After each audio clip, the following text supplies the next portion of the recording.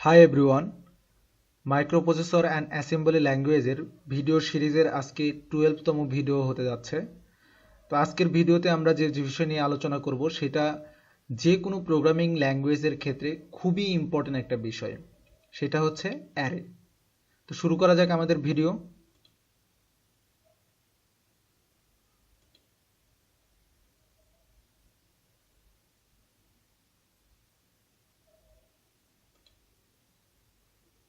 ওকে, array.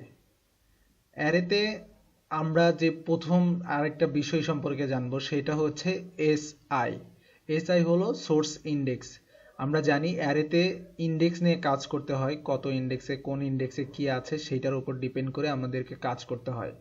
তো এটা আমি এসআই আমার প্রথম ভিডিওতে এসব সম্পর্কে একটু ব্রিফ করেছিলাম। আর যারা আমার বিগত ভিডিওগুলো দেখেননি তাদেরকে আমি অনুরোধ করব আমার বিগত যে ভিডিওগুলো আছে সেগুলো দেখে আসুন, বিকজ এটা একটা সিরিজ ভিডিও, একের পর একটা স্টেপ বাই স্টেপ আমরা যাচ্ছি।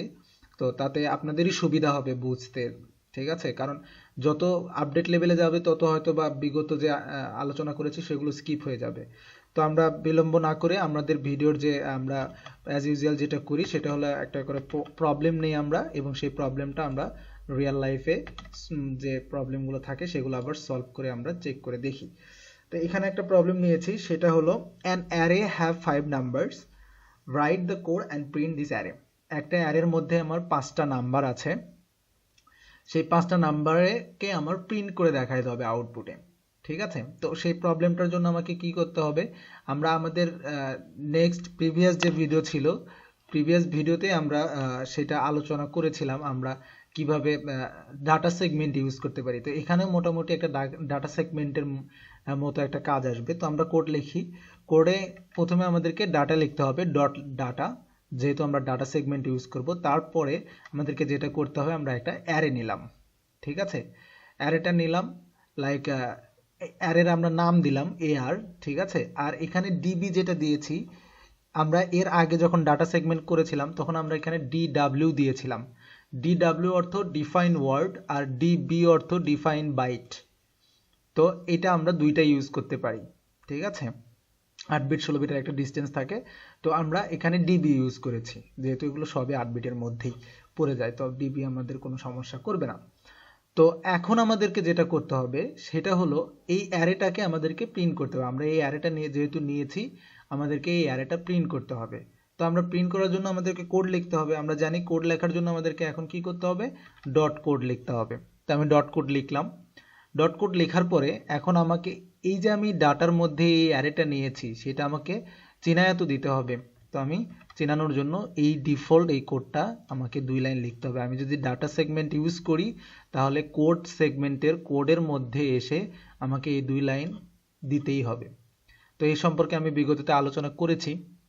ওকে, আমরা এখন আমাদের কাজে যাই। তো এখন আমাদেরকে কি করতে হবে, এখন আমরা জাস্ট একটা এসআই এর, অর্থাৎ আমাদের সোর্স যে ইন্ডেক্স আছে সেইটা আমরা একটা এখানে কমান্ড নিলাম, মুভ করে নিলাম যে আমাদের এসআই এর মধ্যে 0 আসো, 0 ইন্ডেক্স থেকে শুরু হবে আমার এসআই। আমি যদি এখানে 1 দিই তাহলে সে 1 থেকে শুরু করবে, তখন আমার মানে সে কাউন্ট করবেই 1 থেকে, ঠিক আছে? আমার এসআই 0 মানে আমার সে 0তম ইন্ডেক্স থেকে শুরু করবে, অর্থাৎ প্রথম থেকে শুরু করবে। আর যদি আমি এখানে 1 দিই, সে প্রথমটা বাদ দিয়ে সে 2 থেকে শুরু করবে কাউন্ট করা।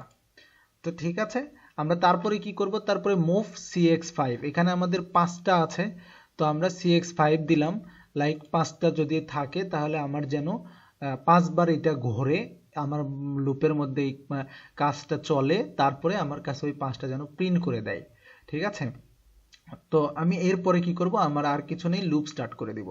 লুপ স্টার্ট করে এখানে ছোট্ট একটু ট্রিকি জিনিস আছে, সেটা একটু বুঝবেন। সেটা হলো আমি মুভ করছি ডিএল এর মধ্যে, অর্থাৎ অ্যারে আমি নিয়েছি, যে নাম আমি দিয়েছি এখানে AR, সেই অ্যারের মধ্যে আমি থার্ড ব্র্যাকেটের মধ্যে এসআই দিয়েছি, অর্থাৎ AR এর এসআই এখন কত, এসআই 0। AR এর যে 0 পজিশনে আছে, 0 পজিশনে কে আছে, 5 আছে। তাহলে AR এর যে 0 পজিশনে আছে সেটা ডিএল এর মধ্যে মুভ হও। ওকে, বুঝতে পেরেছেন? AR এর 0 পজিশনে যে আছে সেটা ডিএল এর মধ্যে মুভ হবে। AR এর 0 পজিশনে 5 আছে, সেটা এখন ডিএল এর মধ্যে আসবে। আমার এসআই এখন 0 সেহেতু 5 আসবে। ওকে, তারপরে আমি কি করব, তারপরে আমি এই ডিএল এর সাথে অ্যাড করে দিব 48, বিকজ আমরা জানি, আমি এর আগেও অনেকবার এটা বলেছি, ডেসিমেলে আমাদেরকে প্রকাশ করার জন্য আমরা এই 48 অ্যাড করে দেব, কারণ ইমুলেটরে সব হেক্সাডেসিমেল হিসেবে সেভ হয় এবং আউটপুট ওইভাবে দেখায়।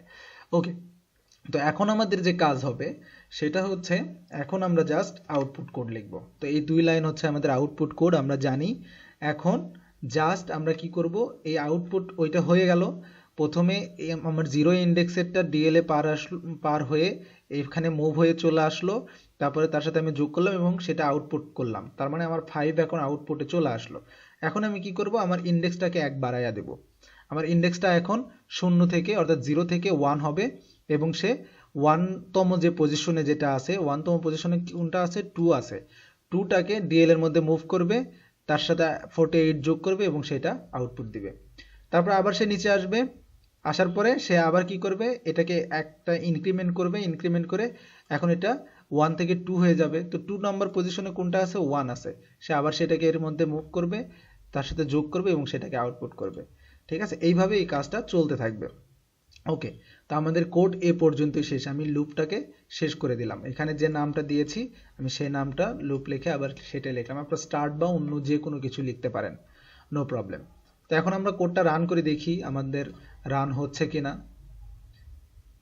ওকে, তা আমি সরাসরি প্রথমে রানে ক্লিক করলাম, আমি অ্যাট এ টাইমে রান করব, দেখি কি করে, ঘটনাটা হয় কি। দেখেন প্রিন্ট কিন্তু সে করেছে। আমার এখানে যে সিরিয়াল আছে, আমার কোডে যে সিরিয়ালটা আমরা দিয়েছিলাম অ্যারেতে, সে কিন্তু ওইভাবেই 52143 প্রিন্ট করেছে। ঠিক আছে, এইভাবে এই কাজটা হচ্ছে।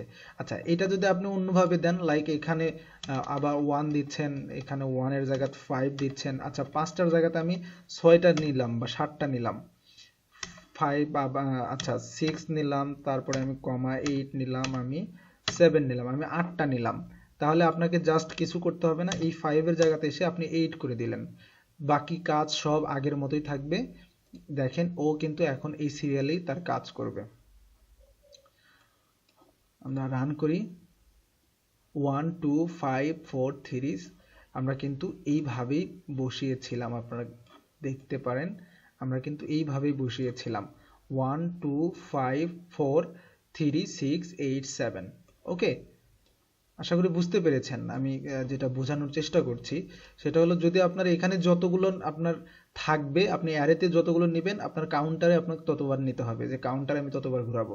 আপনি এখানে 0 থেকে নিয়েছেন, আচ্ছা আমি এখানে যদি লাইক 4 থেকে নিতাম তাহলে কি ঘটতো, তাহলে সে আমাকে 4 মিনস কোনটা থেকে প্রিন্ট করে দেখাতো জানেন, আমি 0 1 2 3 4 সে এখান থেকে প্রিন্ট করে আমাকে দেখাতো 3 থেকে। তো আমরা দেখি, আমি এটা 4 করে দিলাম, 4 করে দিলাম, ইন্ডেক্স 4 থেকে কাউন্ট হবে, আমি এগুলো আবার বাদ দিয়ে দিলাম। ওকে,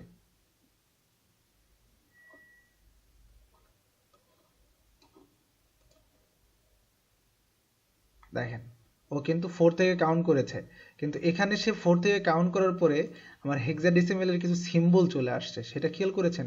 এটা কেন আসছে বলতে পারেন? এটা আসার কারণ হলো এখানে আমার কাউন্টার 8 বার চলছে।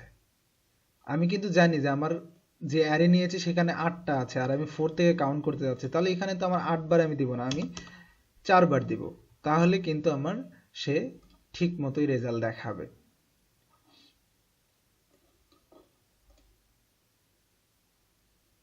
এই যে ওকে, দেখেন সে 4 নম্বর পজিশনে যেটা আছে সেখান থেকে প্রিন্ট করা শুরু করেছে, 4 নম্বর পজিশনে যেটা আছে সেটা থেকেই প্রিন্ট করা শুরু করেছে। এই যে আমাদের কোডটা, সে 3 3 6 8 7 প্রিন্ট করেছে। তো আশা করি বিষয়টা ধরতে পেরেছেন আমি যেটা বোঝাতে যাচ্ছি। আপনারা, আমি কিছু কাস্টমাইজ করেও দেখালাম যাতে আপনাদের বুঝতে সুবিধা হয় আর আসলে কোথায় কোনটা ঘটছে। তো ঠিক আছে, যদি বুঝতে পারেন তাহলে লাইক করবেন, যদি ভিডিও ভালো লাগে লাইক করবেন, শেয়ার করবেন, সাবস্ক্রাইব করবেন, বন্ধুদের মাঝে জানাবেন। ওকে, যে এই ভিডিওগুলো তাদের আপনি রিকোয়ারমেন্ট করে দিবেন, কারণ আমি এই ভিডিওগুলো করছি লেখাপড়া পারপাসের জন্য, ঠিক আছে? যারা বিএসসিতে পড়াশোনা করছেন বা ডিপ্লোমাতে পড়াশোনা করছেন তাদের অনেক সময় এই কোডগুলো লাগে।